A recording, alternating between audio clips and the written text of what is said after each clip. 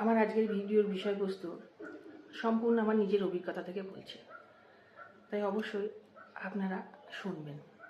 বিষয়টা হলো, আমার একজন খুব কাছের বন্ধু, সে আমার বাড়িতে প্রায় আসে।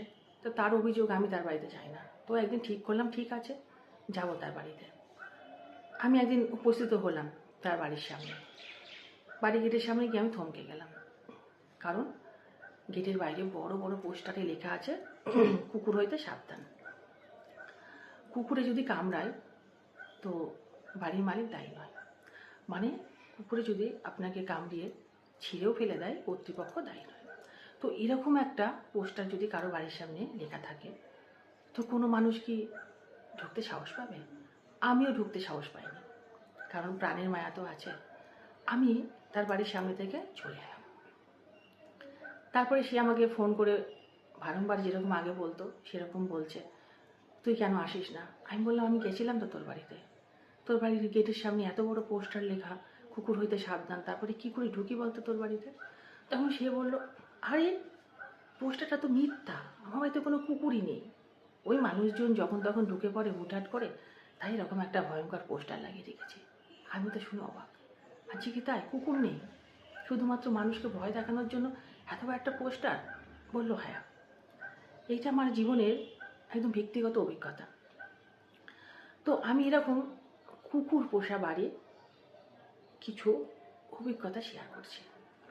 যেমন ধরুন, স্ত্রী স্বামীকে বলছেন, এই শোনো, ওই ব্যানার্জি বাড়িতে না দেখলাম একটা কুকুর পুষেছে, কুকুরটার কি দাপট বাবা, বাড়িতে একটা কাক পক্ষী বসার উপায় নেই, এই আমাদের একটা ওরকম কুকুর চাই।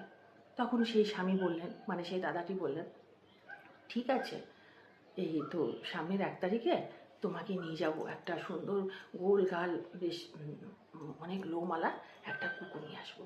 তখন সেই স্ত্রী বললেন, না না, আমার ওরকম গুল্লমুল্ল কুকুর হলে চলবে না, কুকুর আনতে হবে একজন ভয়ঙ্কর এরকম চেহারা দেখে, যাতে মানুষজন তাকে দেখেই ভয় পালায়, কাক পক্ষী তো দূরের কথা। এই হচ্ছে তাদের মনের ইচ্ছা। তারপরে ধরুন, একটা বড় বাড়ি করেছে, বাড়িতে গাড়ি কিনেছে, একটা বড় লোক হয়ে গেছে।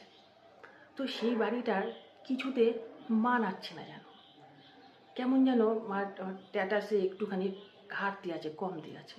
তো কি করা যায়? না, বাড়িতে একটা কুকুর পুষতে হবে। একটা কুকুর না পুষলে এত বড় একটা বাড়ির স্ট্যাটাস থাকে? ঠিক আছে, চলো একটা কুকুর পুষি। পাশের বাড়িতে কে আসলো না আসলো, অনলাইনে কখন কে কোন প্রোডাক্টটা নিয়ে আসলো, সেইটা নজরদারি পাশের বাড়ির কুকুর করছে। আমার বাড়িতে বা আপনার বাড়িতে যদি কেউ আসে, সঙ্গে সঙ্গে সেই পাশের বাড়ির কুকুরটাই ঘেউ ঘেউ করে উঠছে। তখনই সেই বাড়ির মালিক ব্যালকনিতে এসে দেখছে যে এই বাড়িতে কে এসছে না আসছে। তারপর আপনার সঙ্গে যখন দেখা হবে তখন বলে, তোমার বাড়িতে এসেছিলো ও এসেছিলো, বাহ বেশ ভালো তো স্পাইটা। তারপরে ধরুন, আপনি কুকুরওয়ালা কোনো বাড়িতে গেছেন, আমার অভিজ্ঞতা ব্যক্তিগত, সেখানে গিয়ে আমি তাদের ডাকলাম, কলিং বেল বাজালাম, কিছুতে তাদের সারা শব্দ পেলাম না, চলে এলাম। তারপরে আমি যখন বললাম যে আমি তোমার বাড়িতে গেছিলাম, এত ডাকলাম, ও সাড়া পেলাম না, তো ঘুমাচ্ছিলে নাকি দুপুরবেলা? তখন সে বলল, আরে তুমি এসেছিলে, দেখো তো আমি টেরই পাইনি। আর আমাদের বাড়ি এই টমিটাও হয়েছে, মানুষ বাড়িতে এসছে একটু ডাকবে না?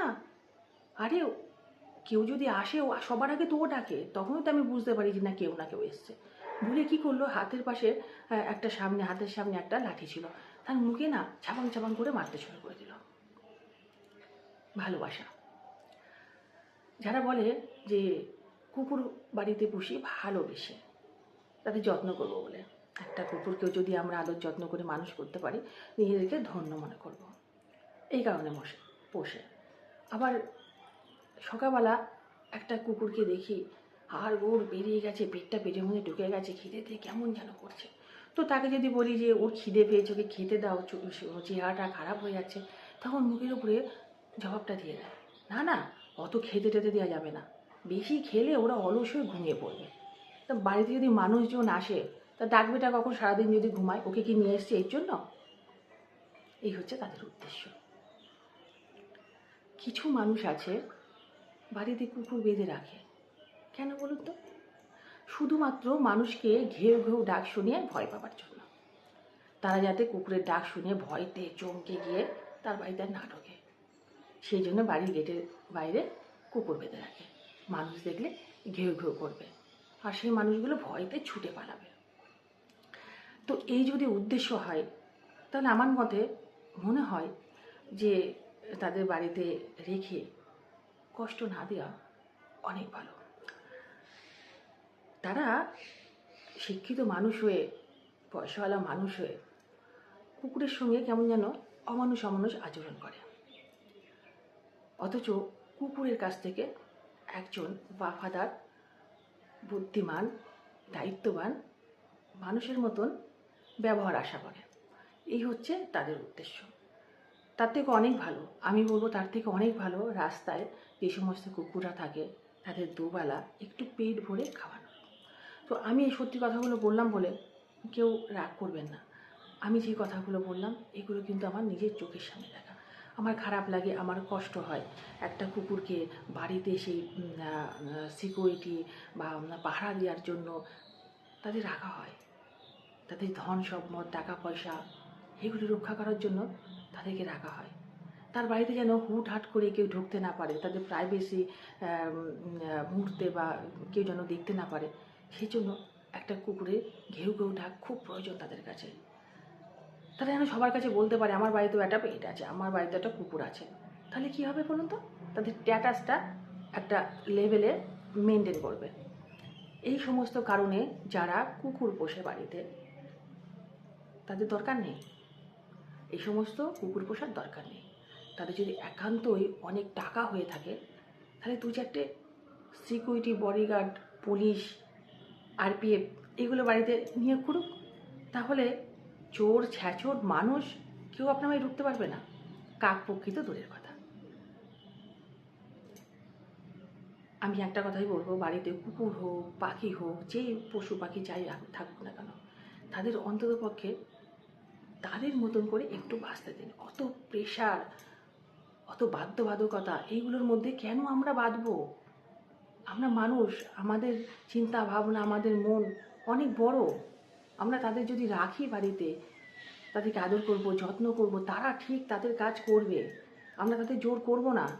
আর এই মানুষকে ভয় দেখানোর জন্য এই যে মিথ্যা যে কুকুরের উপরে ভরসা করা, এইগুলো ছেড়ে দিন।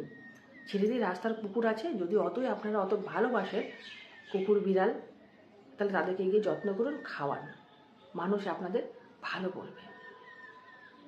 আমি যদি ভুল কিছু বলে থাকি আমাকে ক্ষমা করবেন। আমি এটা বলতে বাধ্য হলাম, কারণ প্রতিনিয়ত এগুলো আমার চোখের সামনে ঘটছে, আমার ভালো লাগে না। আমাকে ক্ষমা করবেন। আবার বললাম, যদি তাদেরকে ভালোবাসতে হয় মন থেকে ভালোবাসুন, আপনাদের প্রয়োজনে না, প্লিজ।